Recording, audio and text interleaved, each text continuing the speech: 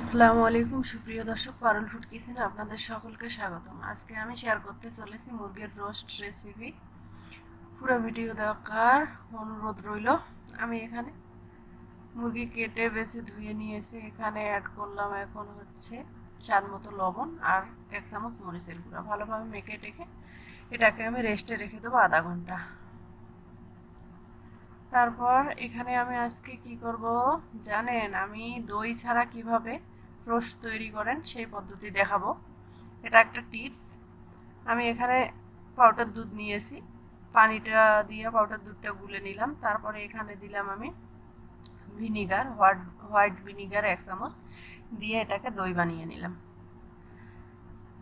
তারপর এখানে আমি একটা ফ্রাই প্যান দিলাম। ফ্রাই প্যানে আমি পেঁয়াজ দিলাম 1 বাটির মতো, ছোট বাটির। এখন পেঁয়াজটাকে ভালোভাবে ব্রেস্তা করে উঠাই নিব। আর পেঁয়াজটা ব্রেস্তা করানো শেষ, এখন উঠাই নিচ্ছি।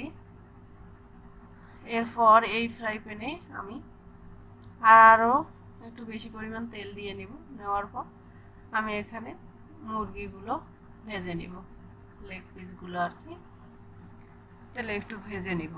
ভেজে নিয়ে রোস্ট রান্না করলে খেতে ভালো লাগে, আবার মুরগিটা ভেঙে যায় না, মাংসটা ভেঙে যায় না লেগ পিসগুলো। আমার এক পাশটা ভাজানো শেষ, উল্টে আরেক পাশটা ভেজে নিব। আমার এগুলো ভাজা শেষ, এখন উঠাই নিচ্ছি। আমি এই তেলে বাকি চিকেনগুলো ভেজে নিব।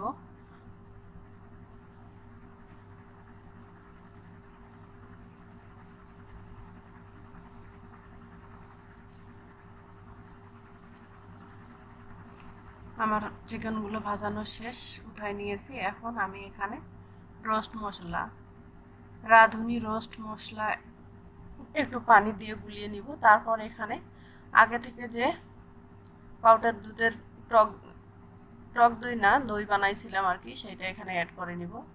তারপরে মশলাটার সাথে ভালোভাবে মেখে চেখে নিব। আমার এটা রেডি।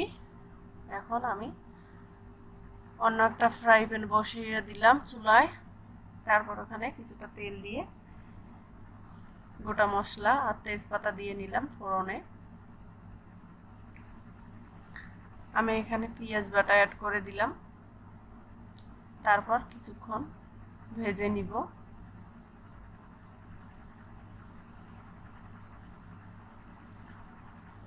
তারপরে এখানে 1 চামচ আদা বাটা, 1 চামচ রসুন বাটা অ্যাড করে দিলাম। তারপরে এটাকেও আবার বেশ কিছুক্ষণ নেড়ে চেড়ে নিব।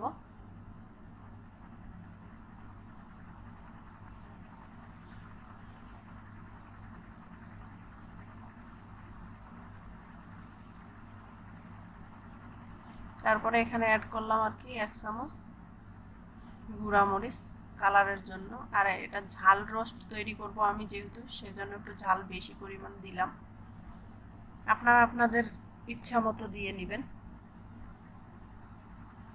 আমি এখানে লবণ দিলাম স্বাদ মতো। আমি চিকেনগুলোতে লবণ দিয়েছিলাম, এটা মাথায় রেখে এখন লবণ অ্যাড করতে হবে।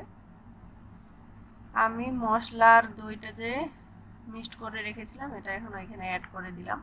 তারপর মশলা দই সব কিছু একসঙ্গে ভালোভাবে কিছুক্ষণ নেড়ে চেড়ে নিব। মশলাটা যত কষানো হবে তত কিন্তু রোস্টটা খেতে মজাদার হবে। আমি এখানে বাটিটা ধুয়ে দিলাম, মশলার বাটিটা। আমি বেশ কিছুক্ষণ মশলাটাকে এভাবে কষিয়ে নিব। দেখেন মশলাটা থেকে তেল উপরে উঠে আসছে, আমার মশলাটা কিন্তু কষানো হয়ে গেছে। এখন এখানে আমি ভেজে রাখা চিকেনগুলো অ্যাড করে দিলাম। তারপর ভালোভাবে নেড়ে চেড়ে নিব। এর ফাঁকে বলে নেই, আপনারা আমার চ্যানেলে নতুন হয়ে থাকলে চ্যানেলটিকে সাবস্ক্রাইব করবেন, আমার পাশে থাকবেন, লাইক কমেন্ট শেয়ার করবেন। আর যারা ফেসবুক থেকে দেখতেছেন তারা ফলো দিবেন। এভাবে আমি মাংসটাকে কিছুক্ষণ কষিয়ে নিব।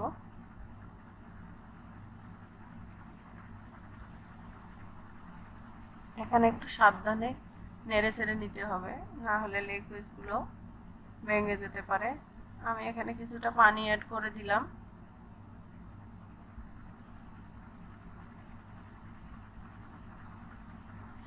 অল্প অল্প করে একটু পানি দিব আর একটু করে ভেজে নিব। আমি এখানে গরম পানি অ্যাড করেছি, গরম পানিটা অ্যাড করবেন। গরম পানি একটু একটু করে দিয়ে ভেজে নেবেন।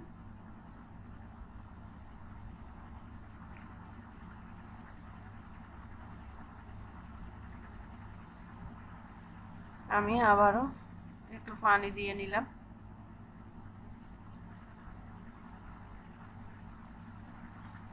এখানে আমি কাঁচামরিচ অ্যাড করে দিলাম, কাঁচামরিচের ফ্লেভারটা ভালো লাগে টোস্টের সাথে, এর জন্য আমি এটাকে ঢাকনা দিয়ে কিছুক্ষণ কুক করে নিব। কিছুক্ষণ পর ফিরে আসলাম, আবার মাংসটাকে নেড়ে চেড়ে নিলাম।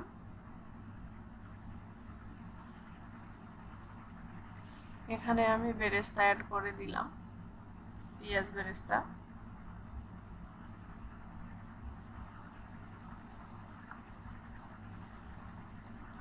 আমি এখানে হাফ চামচের মতো কেওড়া জল অ্যাড করেছি আর 1 চামচ ঘি দিয়েছি, ঘিটা দিবেন অবশ্যই।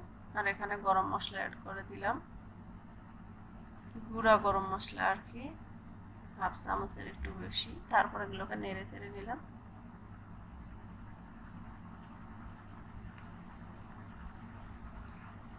আমার কিন্তু মাংসটা ছড়ি রোস্টটা তৈরি শেষ। এখন সার্ভ করে আমি দেখাচ্ছি আপনাদের কিরকম হয়েছে। দেখেন কতটা লোভনীয় হয়েছে। সামনে যেহেতু কুরবানির ঈদে অনেক মেহমান আসে, শুধু খালি তো গরুর মাংস খাওয়ালে হয় না, এভাবে রোস্ট বানিয়ে খাওয়াবেন, মেহমান অনেক পছন্দ করবে। আমার ভিডিও যদি এতটুকু আপনাদের ভালো লেগে থাকে তাহলে লাইক কমেন্ট শেয়ার অবশ্যই করবেন। ভালো থাকবেন, সুস্থ থাকবেন। আমি আর একটা নতুন ভিডিও নিয়ে আপনাদের সামনে আসবো ইনশাআল্লাহ। আল্লাহ হাফেজ।